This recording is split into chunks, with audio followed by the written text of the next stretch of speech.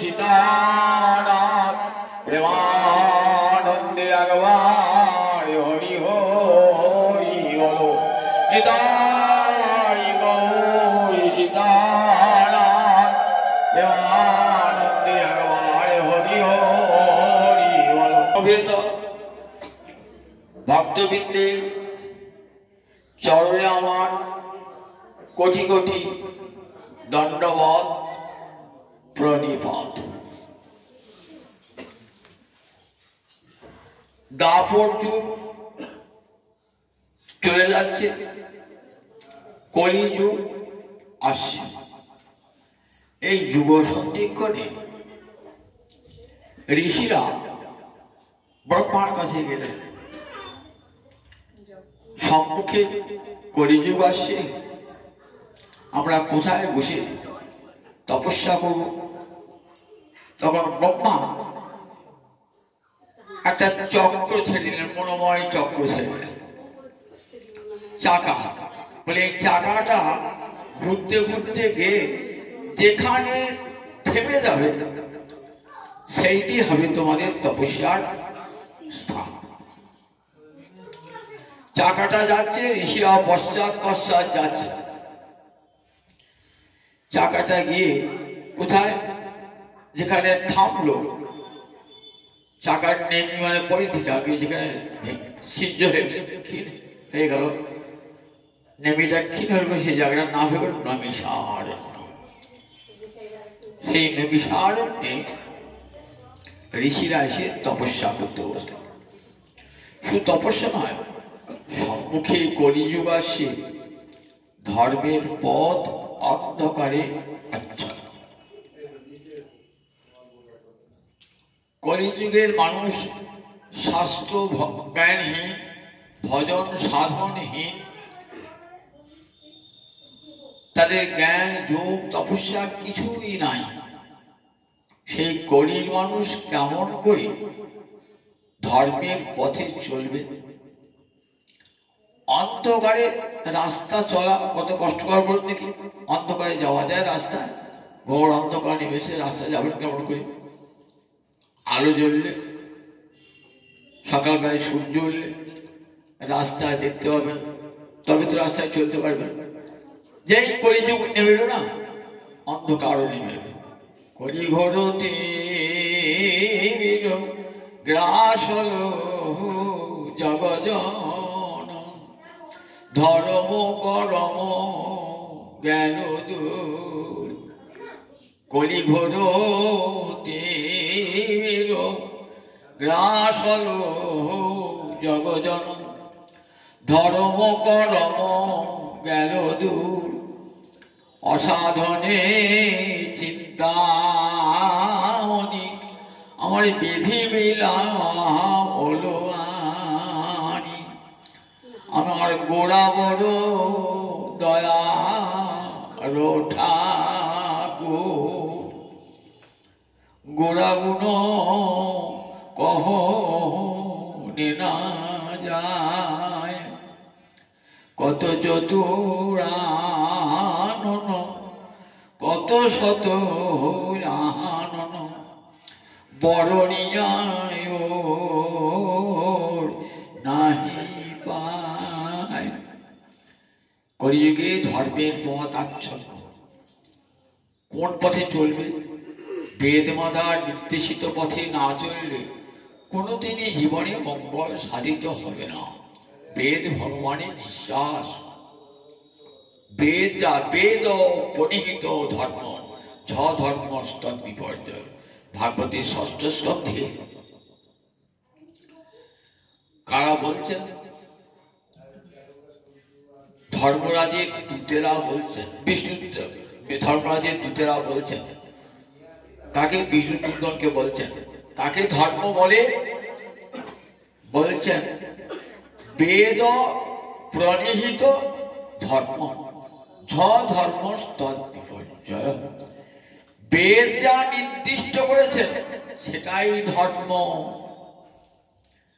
যদি বেদের বাইরে কেউ বলেন, কথা বলেন, সেটা হবে অধর্ম। এই বেদ থেকেই 18 পুরাণ রামায়ণ, মহাভারত সব এদের দেখানো পথই আসল পথ। এই বেদ, পুরাণ, গীতা এদের পথে যদি না চলি তাহলে অধর্মের পথেই যাওয়া হবে, বেদ মাতার বিরোধী পথেই যাওয়া হবে। কলিকালে দেখবেন ধর্ম আছে কিন্তু বৈদিক পথের ঠিকানা নাই, যার ফলে কলিযুগে ধর্মের পথ আচ্ছন্ন হয়ে আসবে। তাই কলিযুগে ঋষিরা বলছিলেন যে কলিযুগের মানুষ কোন পথে চললে আপন জীবনের লক্ষ্যে পৌঁছাতে পারবে, সত্যে পৌঁছাতে পারবে। ঋষিরা তার যজ্ঞ করলেন সহস্রং সমা, 1000 বছর ধরে যজ্ঞটা চলবে। যজ্ঞের যখন বিরতি তখন তারা বসে বসে হরিকথা শুনল বলে বসে আছে। এমন সময় সেখানে এসেছেন সুত গোস্বামী। সুত গোস্বামী পাদ রোমহর্ষ ঋষির পুত্র, নাম ছিল উগ্রসভা ঋষি। তিনি সুখদেবের শিষ্য। সুখদেব হরিদ্বারে ব্রহ্মকুণ্ডের তীরে 7 দিন ব্যাপী হরিকথা পরিবেশন করেছেন তো, আর সেই আসরে বসে বসে 7 দিন ব্যাপী হরিকথাকে একবারে জীবনের ধ্রুবতারা করে গ্রহণ করেছেন। নয়ন জলে বুক ভেসে গেছে। হরিকথা শুনে, 7 দিন ব্যাপী হরিকথা শুনে, হরিকথা কীর্তন করতে করতে আসছেন সুত গোস্বামী পাদ।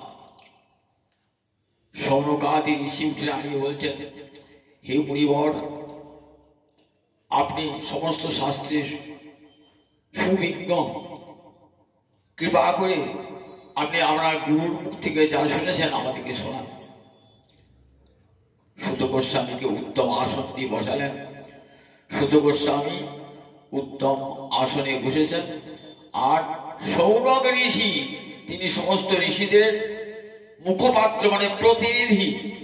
যেমন মহারাজ পরীক্ষিত শ্রোতাদের মধ্যে মুখপাত্র, ঠিক তেমনি সৌনক ঋষি 4টে বেদে সুপণ্ডিত।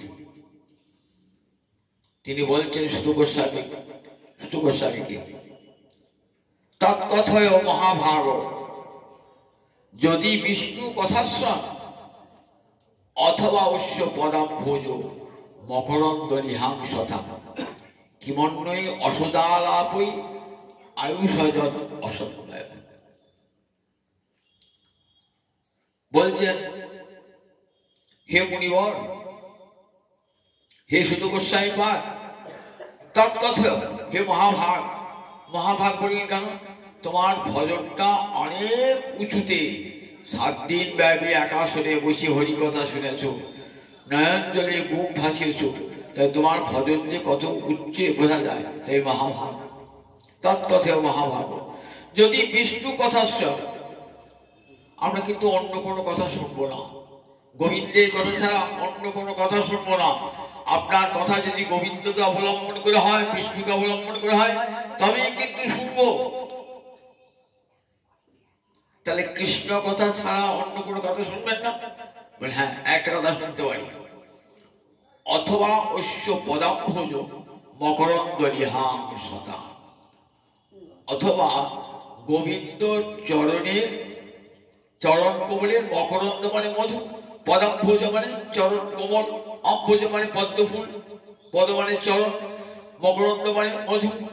গোবিন্দের চরণ কোমলের মধু লিহাং, যারা লেহন করছে, চেটে চেটে খাচ্ছে, কারা? ভক্তেরা গোবিন্দের চরণ কোমলের মধু পান করে, তাদের কথা যদি বলেন তাহলে তাহলে কৃষ্ণ কথা আর কৃষ্ণ ভক্তের কথা ছাড়া আর অন্য কোনো কথা আমরা শুনব না।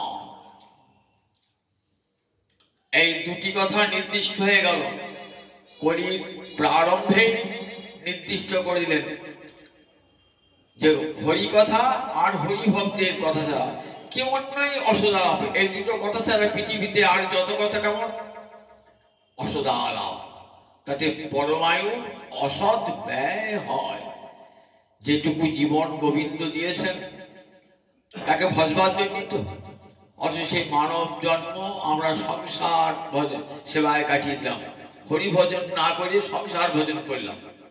হরি হরি বিফলে জনম গাইনু, মনুষ্য জনম পাইয়া রাধা কৃষ্ণ না ভুজিয়া, জানিয়া শুনিয়া বিষ খাইনু। মনুষ্য জনম পাইয়া রাধা কৃষ্ণ না ভজিয়া, জানিয়া শুনিয়া বিষ খাইনু। হরিনাম সংকীর্তন গোলকের প্রেম ধন, রতি না জনে মিল কেন তাই।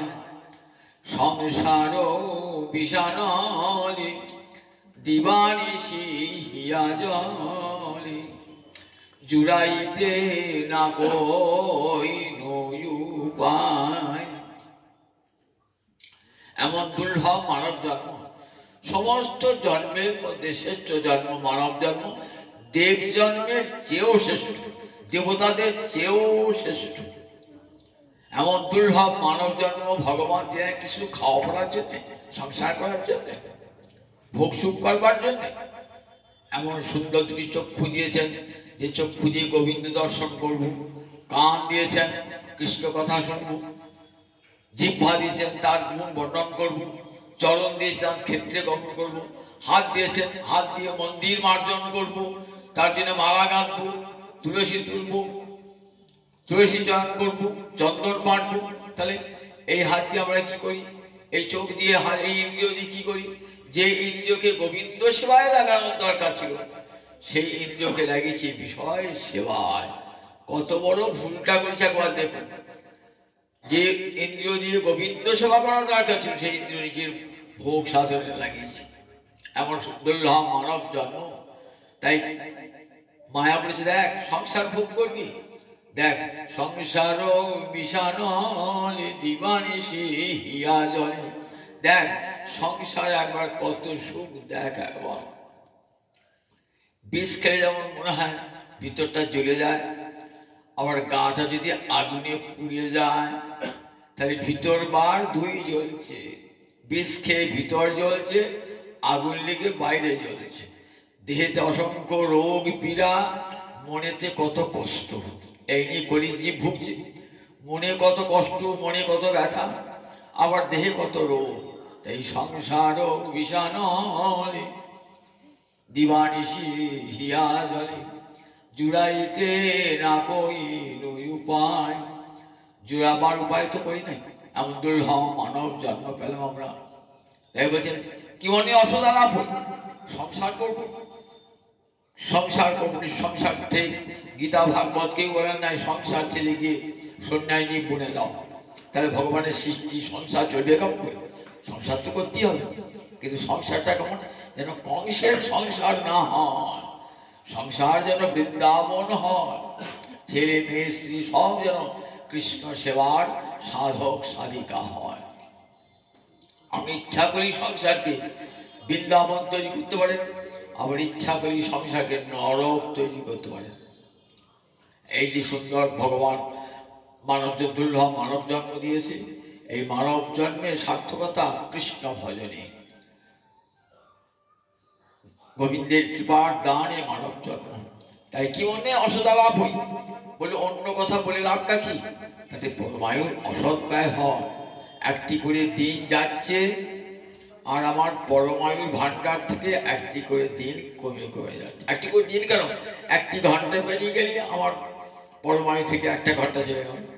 একটি একটি করে সূর্য ডুবছে, আমারও পরমায়ু শেষ হচ্ছে। একটু একটু করে মৃত্যুর দিকে আমরা সবাই অগ্রসর হচ্ছি, মৃত্যু দিকে। মহারাজ পরীক্ষিত উত্তর নির্দিষ্ট সময় ছিল 7 দিন বাদে মরবে, আর আমার 7 মিনিট 7 ঘন্টাও নির্দিষ্ট নাই। নিঃশ্বাসে নহি বিশ্বাস, এই কথা বলছি এখনই কথা তো মত, যে কোনো মুহূর্তে, যে কোনো মুহূর্তে আজ যাকে দেখলাম কাল সকালে গিয়ে সে আর নাই।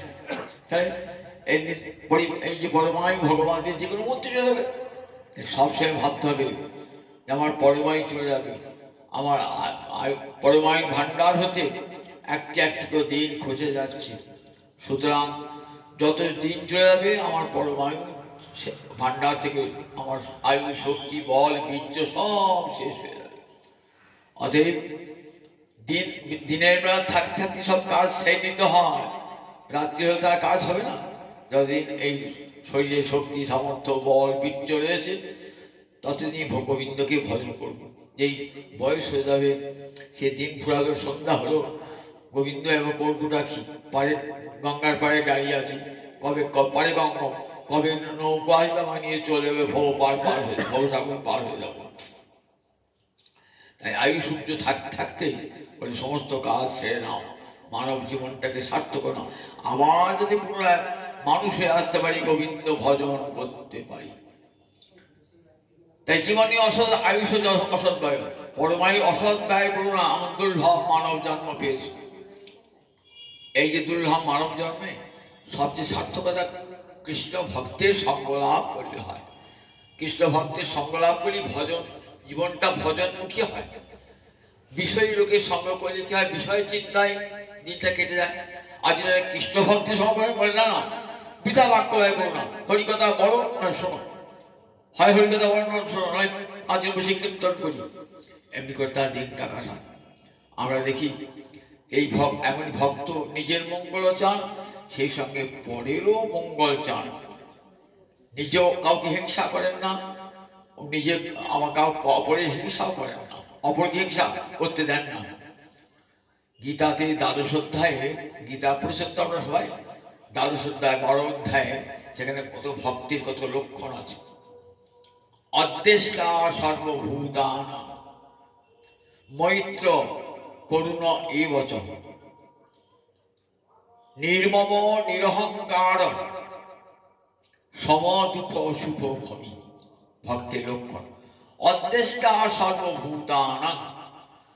অদ্দেষ্টা মানে দেষ্টা, মানে যে অপরের প্রতি দেশ করে, হিংসা করে, তাকে বলে দেষ্টা। অপরের প্রতি যে হিংসা করে তাকে কি বলে, দেষ্টা। হিংসুক বলি আমরা সংস্কৃত ভাষায় দেষ্টা। অদ্দেষ্টা মানে যে হিংসা করে না। তার ভক্তের একটা বড় গুণ হলো সে অপরের হিংসা করে না।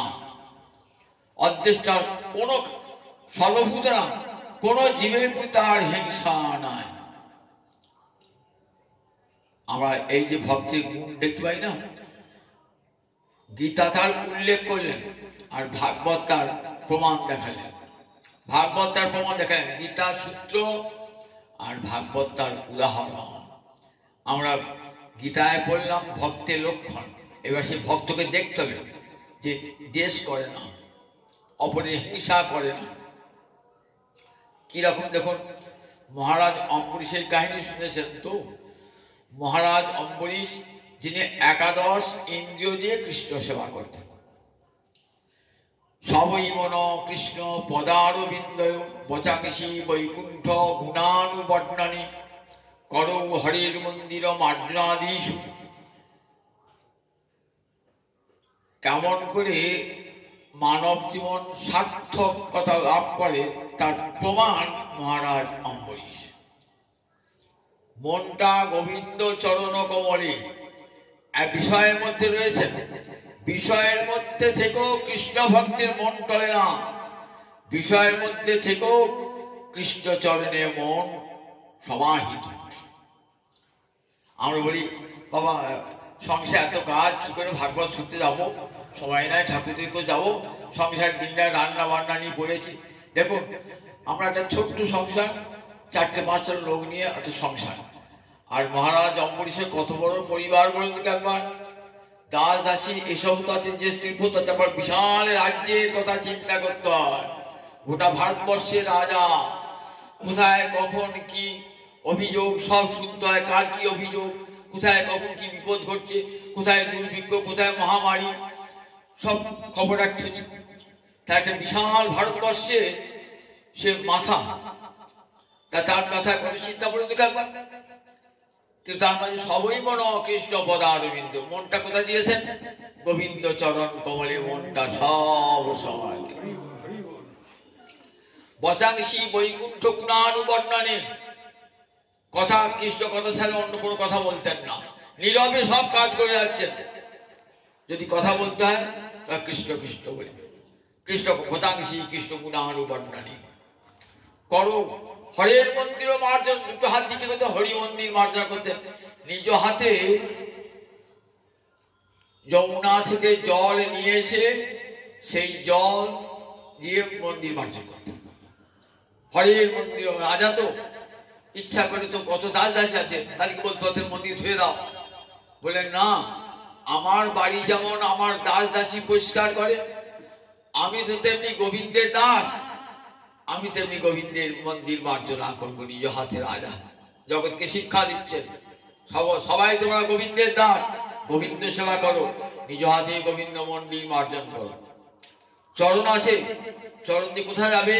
কৃষ্ণ ভক্তের গৃহে যাও, কৃষ্ণ মন্দিরে যাও, কৃষ্ণ তীর্থে যাও, তবে চরণ সার্থক হবে। দুটি কান আছে, কান দিয়ে কৃষ্ণ কথা শোনো, অচ্যুতের কথা শোনো দুটি কান দিয়ে। জিহ্বা আছে, জিহ্বা দিয়ে কৃষ্ণ গুণ বর্ণনা করো জিহ্বা দিয়ে। এমনি করে সব ইন্দ্রিয় দিয়ে কৃষ্ণ ভজনা দেখাচ্ছেন মহারাজ অম্বরীশ। কবিরাজ গোসাই পাল বলছেন না, দুটো নয়ন আছে, জগতে রূপ দেখবার জন্য নয়, জগতে রূপ দেখে পেট ভরবে না, কিন্তু গোবিন্দের রূপ দর্শন করে নয়নের চিরকালী রূপ দেখার স্বাদ মিটে যাবে। বংশী গানামৃত ধাম লাবণ্যামৃত জন্মস্থান, যে না হেরে সে চাঁদ বদন, সে নয়নে কিবা কাজ পড়ুক তাহারি মুন্ডে বাজ, সে নয়নে রহে কি কারণ। দুটি নয়ন রয়েছে, আর সেই নয়ন দিয়ে যদি গোবিন্দ দর্শন না করো, তাহলে এখন সেই নয়নে কি বা কাজ পড়ুক তার মুন্ডে বাজ, তার মাথায় বাজ পড়ুক, চক্ষু অন্ধ হয়ে যাক। যে নয়ন দিয়ে কৃষ্ণ দর্শন হয় না,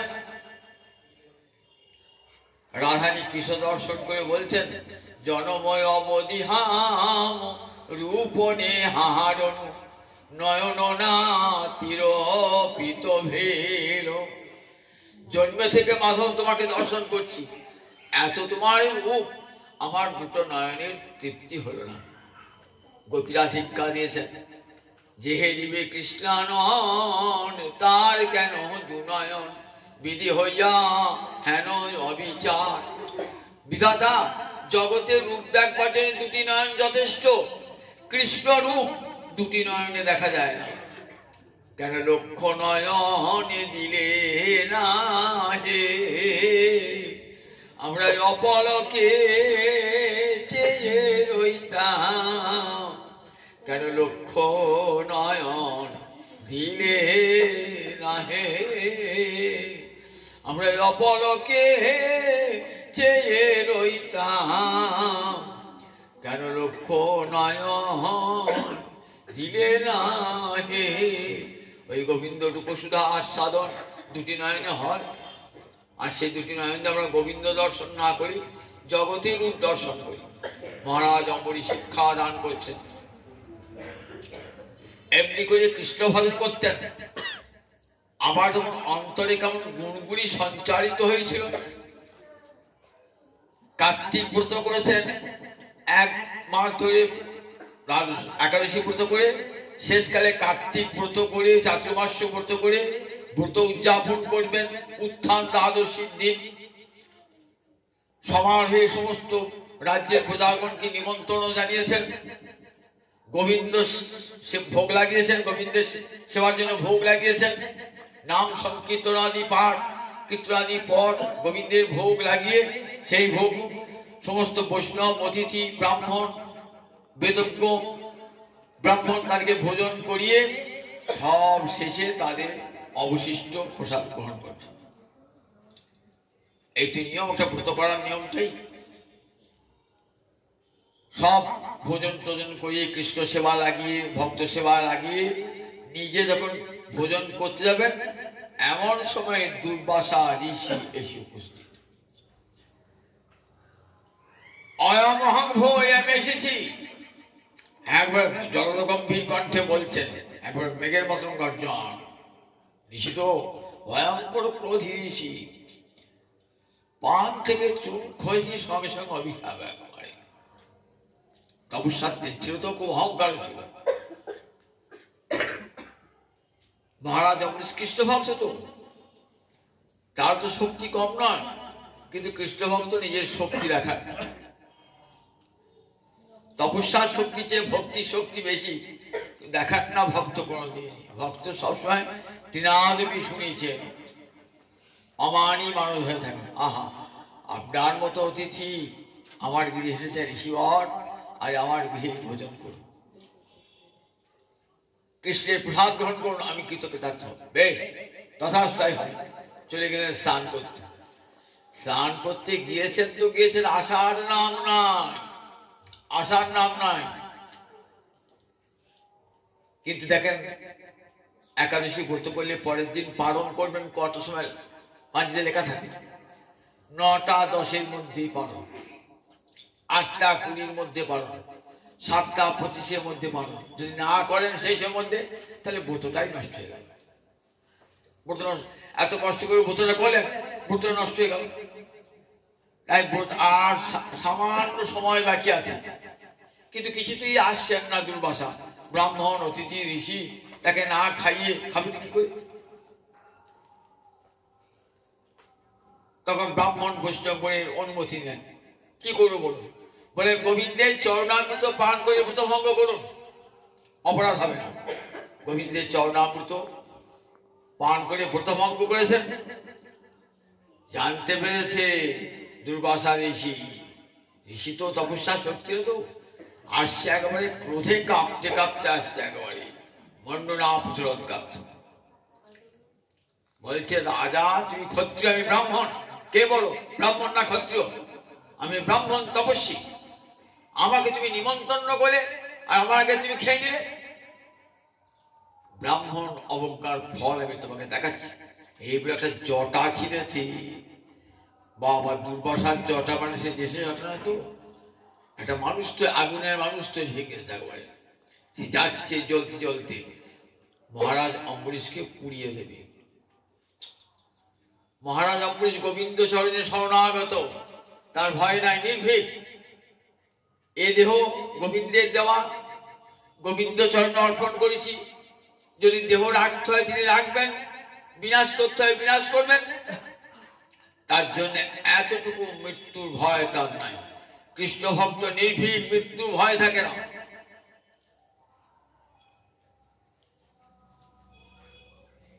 মনে মনে ভাবি আমি অপরাধী করেছি, কোন অপরাধ করেন নাই, কিন্তু বৈষ্ণব ব্রাহ্মণ বেদজ্ঞ পুরুষদের অনুমতি নিয়ে ভোজন করেছেন, জলপান করেছেন, কোন অপরাধ করেন নাই। কি হলো দেখুন, বৈষ্ণব অপরাধীর কেমন শাস্তি দেখুন। জটা নিক্ষেপ করেছেন তো, জটাটা জ্বলতে জ্বলতে যাচ্ছে, মহারাজ অম্বরীশকে পুড়িয়ে মেরে দেবে। এমন সময় ভগবান কি বলেছেন গীতায়, কৌন্তেয় প্রতিজানিহি নমে ভক্ত প্রণশ্যতি। কুন্তীর নন্দন, তুমি জগতে প্রতিজ্ঞা করে বলো, আমার ভক্তের কখনো বিনাশ হয় না। যে গোবিন্দ চরণে একবার শরণ নিয়েছে, হে হরি আমি তোমার চরণে শরণ নিলাম, তার সব রক্ষার ভার গোবিন্দ গ্রহণ করেন। এই যে প্রতিজ্ঞা দেয়, প্রতিজ্ঞা পালন করতেই হয়। প্রতিজ্ঞা মানে আমি দিব্যি কেটে বলছি, পালন করি না, তাহলে প্রতিজ্ঞা করে বললাম, সে রক্ষা করতে হয়, নইলে নিজে পাপ হয়। ভগবান তাই প্রতিজ্ঞা করে বলেছেন, হে কুন্তী নন্দন তুমি জগতে প্রতিজ্ঞা করে বলো। যদি কবে নিজে, গোবিন্দ তো প্রতিজ্ঞা করে নাই, অর্জুন প্রতিজ্ঞা করেছে। বললেন, গোবিন্দ বলছেন যে আমার প্রতিজ্ঞা আমি কখনো কখনো ভঙ্গ করি, কিন্তু আমার ভক্তের প্রতিজ্ঞা আমি কখনো ভঙ্গ করি না। তাই কুন্তীর নন্দনকে দিয়ে প্রতিজ্ঞাটা জগৎকে করালেন যে আমার প্রতিজ্ঞা কখনো কখনো ভঙ্গ হয়ে যায়। কিন্তু আমার ভক্তের প্রতিকে আমি ভঙ্গ করি না। সুদর্শন এসে হাজির। সুদর্শন ভগবানের ভক্ত রক্ষার জন্য সুদর্শন ওই কীর্তাটাকে পুড়িয়ে দিয়ে এইবার চললেন। যে কীর্তা প্রয়োগ করেছে, কীর্তা তো ধ্বংস হয়ে গেল, আগুনে মানুষটা শেষ হয়ে গেল। এইবার ওই সুদর্শনটা ছুটছে কার পিছনে? ওই দুর্বাসার পশ্চাৎ ছুটছে। দুর্বাসা কোথাও গিয়ে শান্তি পেলেন না। একবার এখানে একবার সেখানে ঘুরে করবেন। 10 দিকে 10 লোকপাল আছে, 10 দিকপাল আছে, সবার কাজ আছে, 10টা দিক আছে, পূর্ব পশ্চিম উত্তর দক্ষিণ ঈশান অগ্নি নৈরিত বায়ু ঊর্ধ্ব অধ। 10 দিকে 10 জন দেবতা আছেন, তাকে কি বলি আমরা? 10 দিকপাল। দেখবেন পুজোর আগে ফুল দিতে হয় 10 দিকপালে ভো ন বলে 10 দিকপাল। তার সব গোবিন্দের আদেশে সব দেবতা এক একটা দিককে রক্ষা করছে।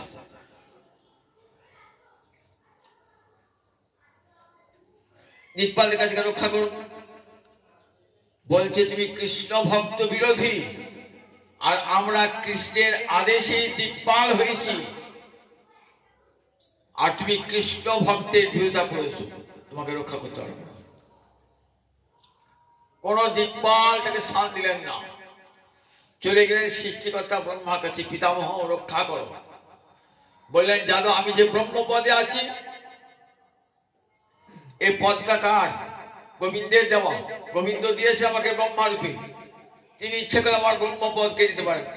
কৃষ্ণ যদি ইচ্ছা করে ব্রহ্মপদ দিতে পারে, কৃষ্ণ যদি ইচ্ছা করে ব্রহ্মপদ দিতে পারে। কৃষ্ণ যদি ইচ্ছা করে ব্রহ্মপদ দিতে পারে। শতজন্ম স্বধর্মনিষ্ঠ হলে কৃষ্ণ তাকে ব্রহ্মপদ দান করে। হেন কৃষ্ণ ছাড়ো কি কারণে, কৃষ্ণ যদি ইচ্ছা করে ব্রহ্মপদ দিতে পারে, হেন কৃষ্ণ ছাড়ো কি কারণে। দেখো যার শ্রীচরণ ধ্যান করে পঞ্চানন, তথাপি প্রত্যয় নাহি মনে। মহাদেব পঞ্চানন কে? মহাদেব 5টা মুখ। দেখো যার শ্রীচরণ ধ্যান করে পঞ্চানন, তথাপি প্রত্যয় নাহি মনে। এতেও বিশ্বাস হয় না। কৃষ্ণ ইচ্ছা করলে ব্রহ্মপদ দান করতে পারে। আবার মহাদেব, কৈলাসবাসী মহাদেব সতত ধ্যানে মগ্ন। কাকে ধ্যান করছেন? গোবিন্দ চরণ ধ্যান করছেন। মহাযোগীশ্বর কৈলাসের শিখরে বসে, পর্বত শিখরে বসে ধ্যান মগ্ন, গোবিন্দের চরণ কমল ধ্যান করছেন।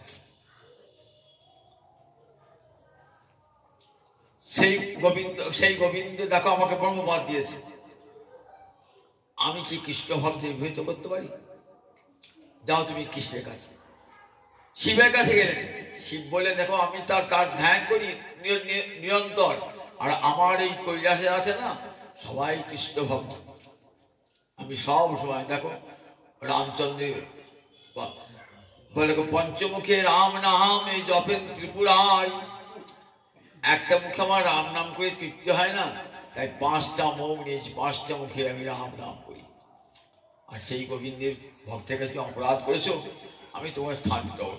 তবে একটা কথা বলি, জানো কৃষ্ণ ভক্তি এমনই না, ক্ষমি, সবাইকে ক্ষমা করে দেয়। এই বললাম না, নির্মম নিরহংকার সম দুঃখ সুখ ক্ষমি।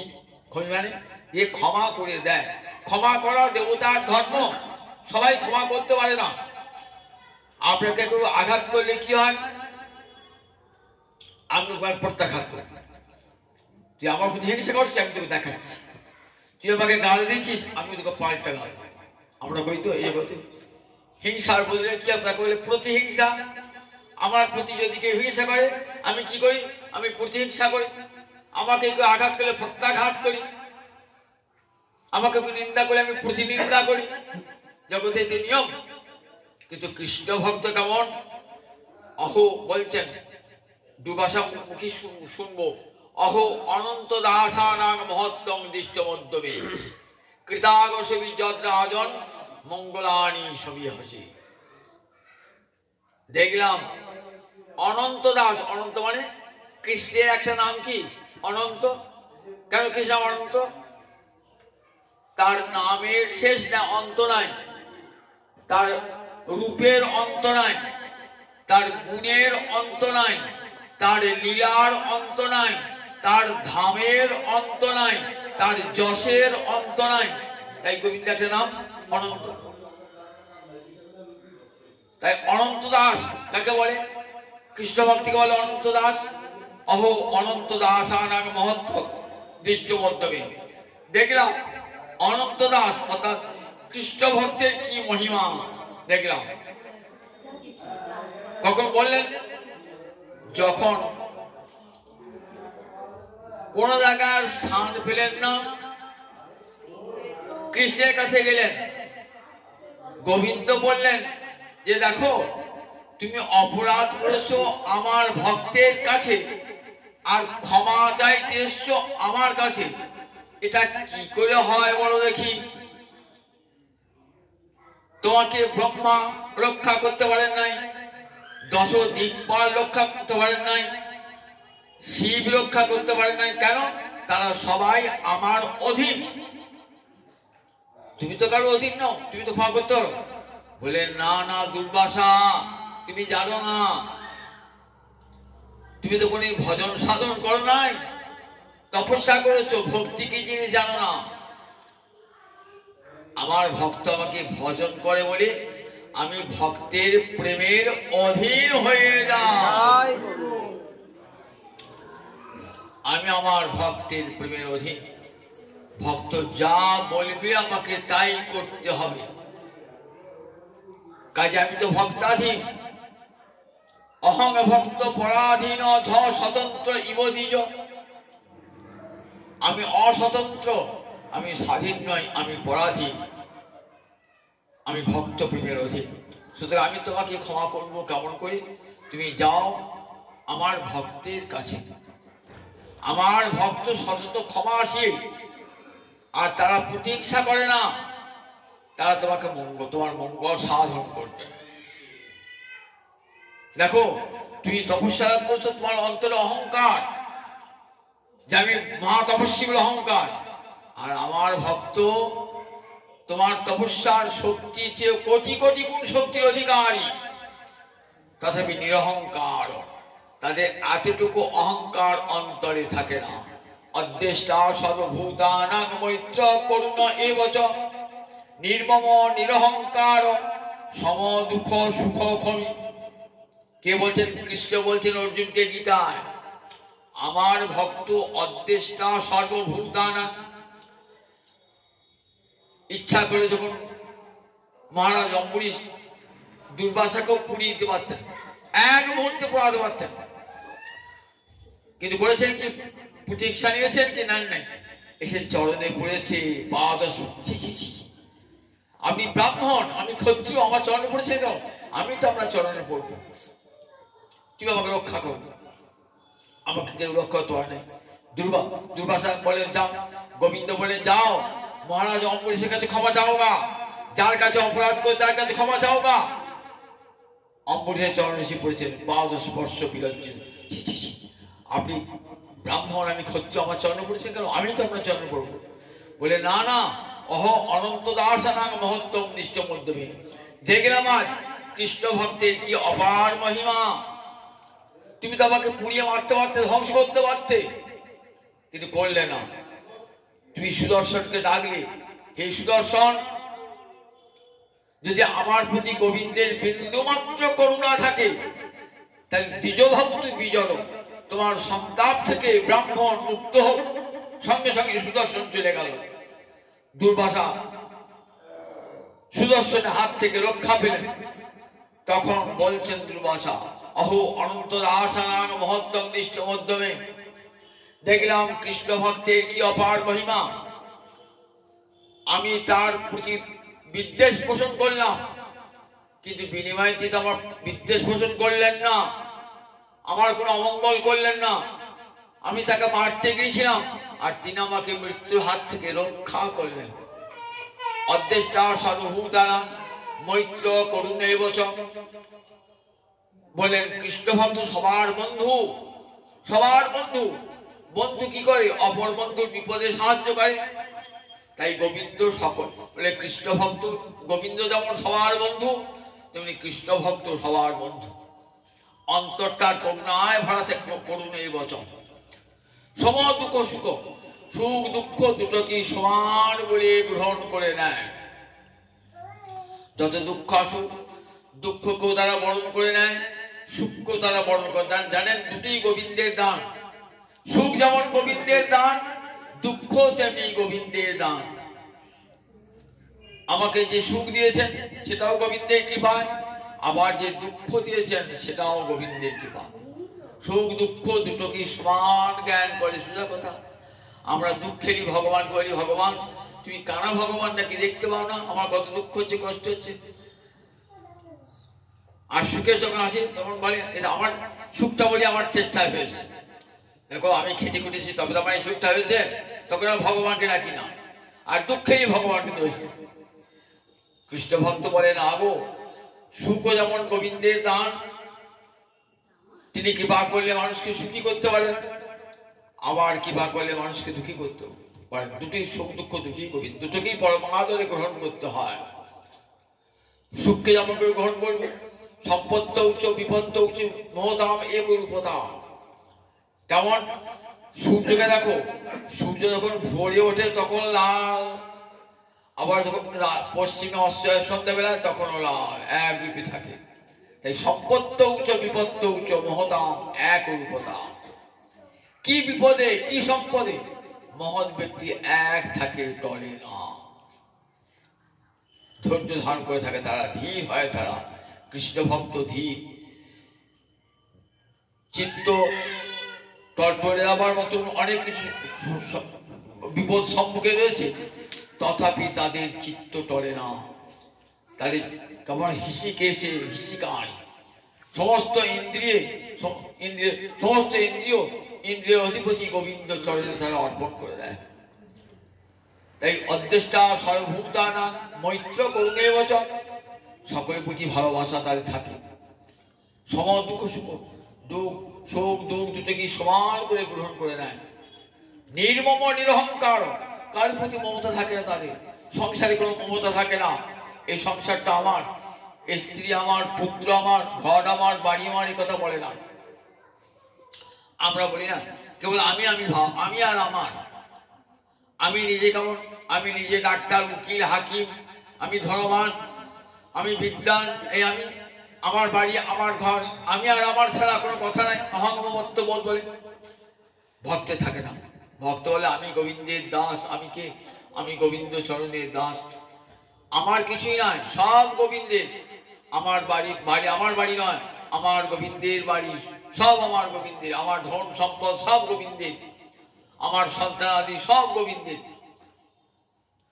নির্মম, তাহলে কোনো কিছু মম থাকে। নিরহংকার ভক্ত, দীনতায় ভরা, দীনতায় ভরা। অন্তরে এতটুকু অহংকার ভক্তি থাকে না, অন্তরে থাকে না। ভক্তি মহারানী কৃপাকার তাকে বলেন যার অন্তরে অহংকার অভিমান, অভিমানী ভক্তিহীন জগমাঝে সেই দিন।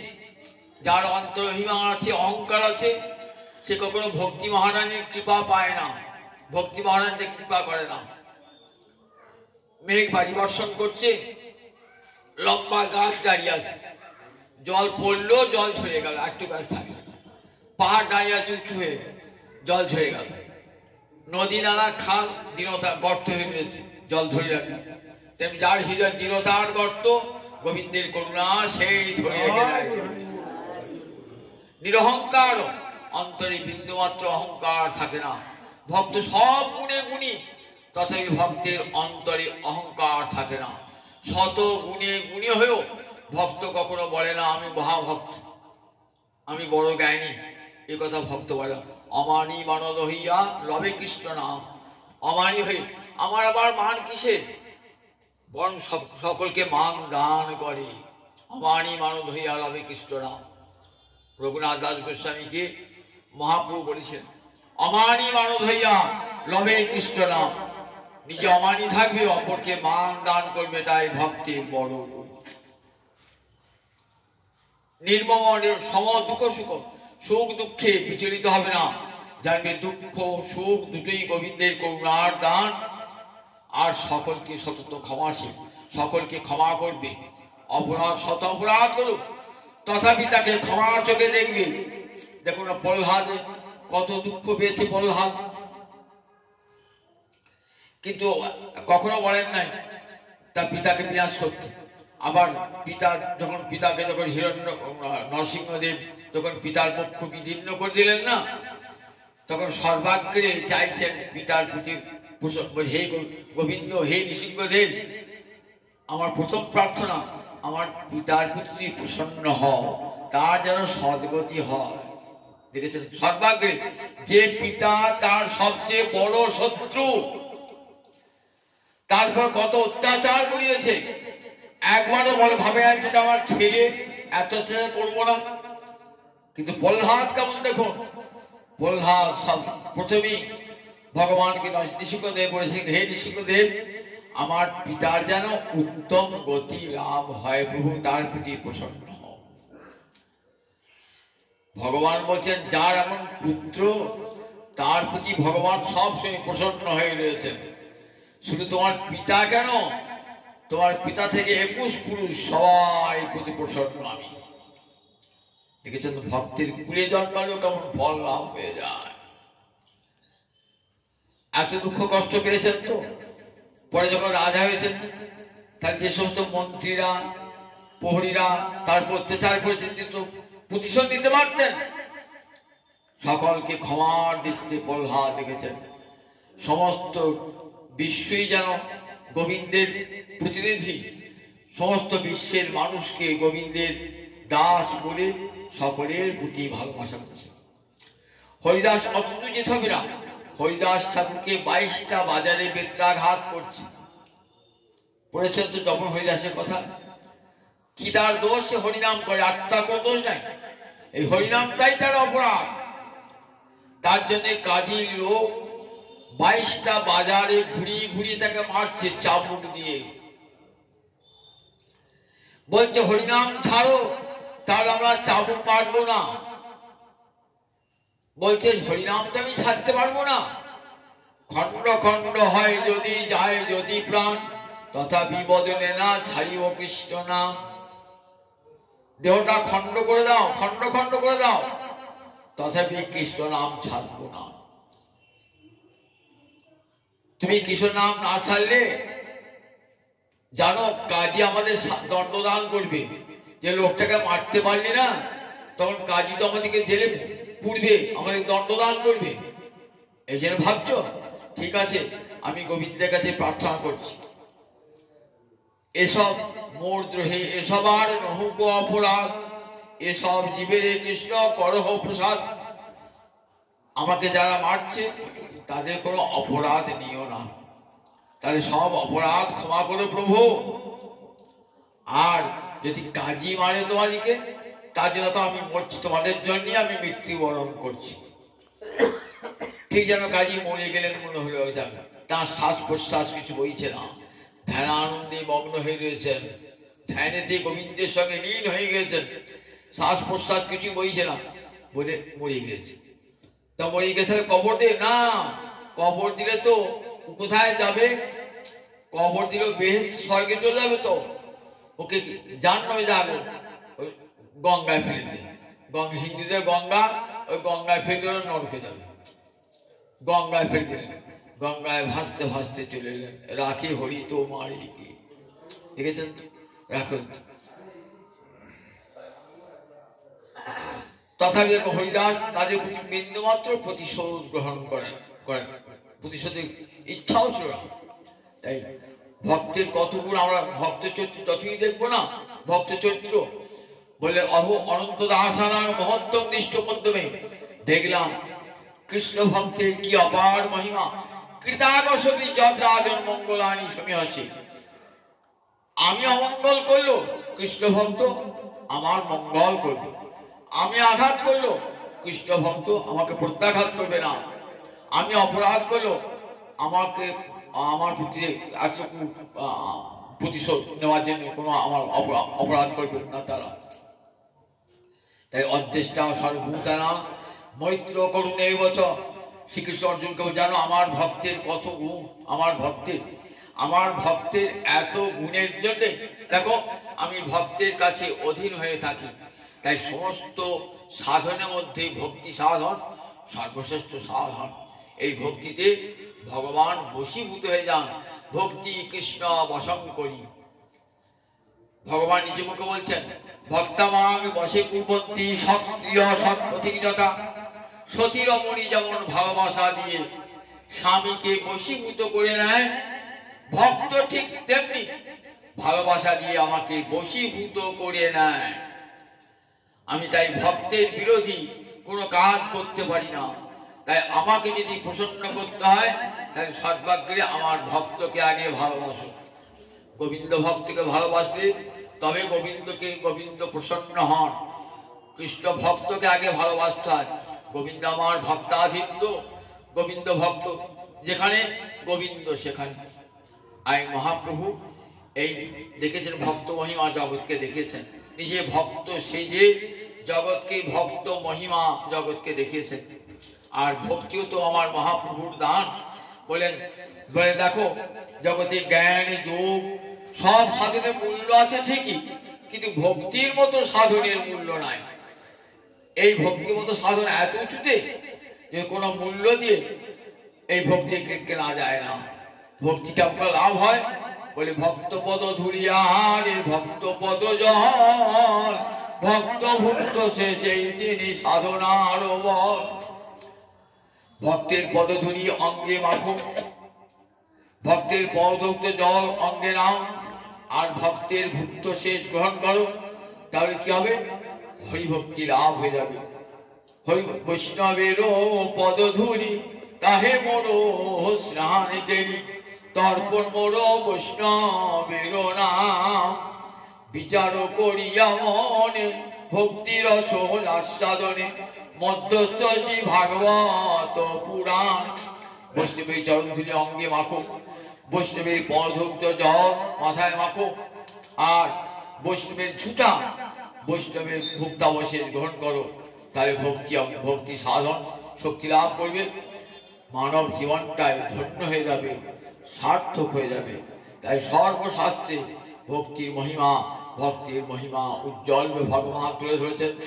গৌরহরি বললেন দেখো জগতে এই কলিযুগের মানুষকে বলে আর কিচ্ছু করতে হবে না, বসে বসে ভাগবতী কথা শুনলি, গীতার কথা শুনলি, হরিভক্তি লাভ হবে। আর ভক্তকে আদর করো, আর ভক্ত সঙ্গে বসে ভাগবতী কথা শ্রবণ করো। জীবন ধন্য হয়ে যাবে, সার্থক হয়ে যাবে। জয় নিতাই, জয় নিতাই, জয় নিতাই।